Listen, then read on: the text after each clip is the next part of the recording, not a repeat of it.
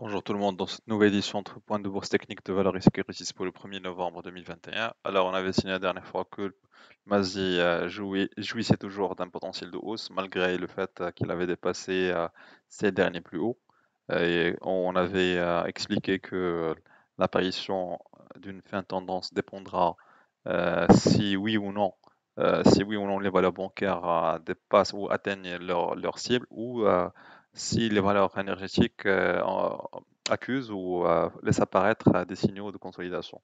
Alors effectivement, sur les valeurs bancaires, on avait assisté à une hausse où certaines valeurs avaient plus, ou plutôt certaines valeurs se sont orientées vers nos cibles. Par exemple, pour le cas Tijeri, qui s'est orienté vers son dernier plus haut, suivi d'un échec.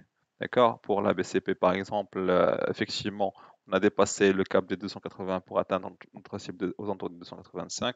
Alors, la question qui se pose actuellement, qu'en est-il du MASI? Est-ce que ça signifie que c'est la fin ou pas? Alors, en se basant sur l'analyse des chandeliers japonais, on est plus ou moins dans une zone d'hésitation.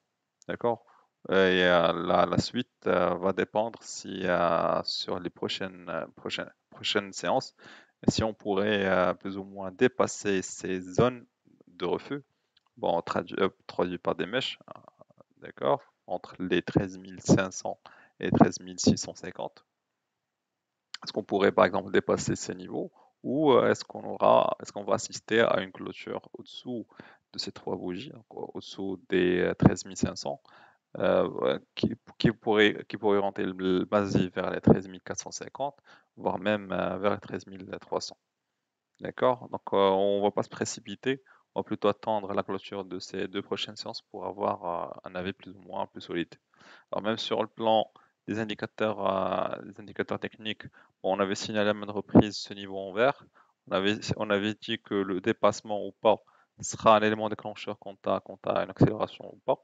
Donc chose qui s'est concrétisée effectivement lors de la semaine dernière, parce que le dépassement de ce niveau après trois tentatives a permis au MASI d'enregistrer une impulsion haussière très forte qui a permis d'enregistrer les niveaux enregistrés bon, lors de la fin de la dernière semaine. Alors pour l'instant, n'oublions pas que le MASI a sur son RSI ou plutôt une autre résistance qui a peut-être pesé sur les deux dernières séances et qui risque d'être un point de vente pour une bonne catégorie d'investisseurs. Alors, comme on avait dit pour Tijeri, on avait effectivement atteint l'objectif, bon, on n'a pas atteint, mais plutôt on s'est approché notre objectif des 510, des 117, parce qu'on avait essayé de toucher les 510. Malheureusement, la dernière séance a été une séance claire de rejet de ces niveaux, puisqu'on a assisté à une séance où la clôture dépasse de loin le niveau d'ouverture des dernières séances et on est revenu à la moyenne mobile et à la zone de confrontation entre acheteurs et vendeurs, donc entre les 480 et les 500. D'accord. Maintenant, la question qui se pose, est-ce que ces acheteurs qui sont manifestés tout au long de ce mouvement ont toujours assez de momentum, assez de force pour réapparaître à ces niveaux, à cette moyenne mobile, ou ce sera beaucoup plus une phase de consultation suivie d'une accélération baissière? D'accord. Donc pour l'instant, on va attendre la réaction sur la moyenne mobile pour pouvoir donner un avis, mais je serais beaucoup plus pour une consolidation sur cette zone qu'une accélération, compte tenu du dépassement de cette ligne en vert. Alors, sur notre valeur bancaire, sur la BCP aussi, on a atteint notre objectif plutôt aux alentours des 285. Maintenant, on est sur le haut du canal, donc il y a plus de chances de voir la BCP baisser que d'augmenter, d'autant plus que la configuration du marché est beaucoup plus dans une zone d'hésitation que dans une zone d'accélération. D'accord? Donc, je dirais qu'il faudrait plutôt s'attendre à un mouvement de consolidation aussi à l'image de Tijeri. Alors sur Taka en weekly, on avait signalé qu'on était sur le haut du range haussier et qu'il y a des signaux qui pourraient bel et bien apparaître et confirmer le début d'une consolidation, notamment sur les récits et sur stochastique. D'accord? Pour l'instant, La dernière semaine était plus ou moins bénéfique pour le titre Taka, d'accord? Mais je dirais que dans le mouvement global, ça nous donnerait pas qu'on assiste plutôt à un mouvement de baisse. Bon, pas de baisse, mais plutôt consolidation, qui va permettre à Taka Morocco d'atteindre des niveaux aux alentours des 1050, 1060. Alors, sur notre valeur qui sera citée pour la première fois Atlanta. Alors, bon, j'aimerais d'abord signaler la configuration long terme d'Atlanta.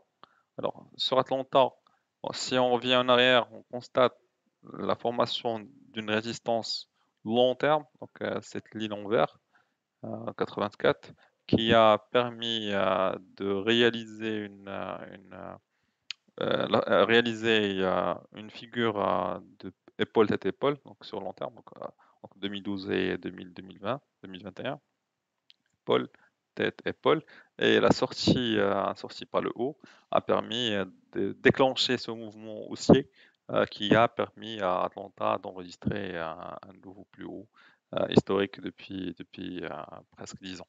D'accord, maintenant la question qui se pose, est-ce qu'on est au bout de notre objectif ou pas? En se basant sur l'amplitude de la vague, je dirais beaucoup plus qu'on est plus ou moins aux alentours de l'objectif.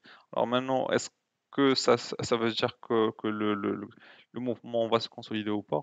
Donc je dirais, bon, a priori, il y a certains éléments qui plaident pour une consolidation, notamment le rejet du niveau des 120 lors la semaine dernière. Et d'autant plus que la configuration du marché sera beaucoup plus orientée consolidation qu'accélération haussière. Mais je dirais qu'il faudra attendre le dépassement de ce niveau, donc aux alentours des 120 pour confirmer ou pas. Donc je dirais qu'il y a deux scénarios. Soit on dépasse les 120 dans un marché plutôt en accélération ou en extension, d'accord? Ce qui va permettre à Atlanta d'enregistrer un nouveau plus haut. Ou sinon, si le marché s'oriente beaucoup plus vers la consolidation, je dirais que va y avoir une certaine confrontation entre acheteurs et vendeurs, donc entre les 112 et les 120, et que le franchissement à la baisse pourrait donner lieu à un mouvement de consolidation. Alors sur notre valeur Sonacid, sur Sonacid, bon, on était beaucoup plus pour une poursuite de la baisse aux alentours des 500 avant le déclenchement d'un mouvement haussier. Bon, chose qui ne s'est pas faite puisqu'on a, bon, on avait signalé la baisse aux alentours des 560. Bon, ça s'est fait.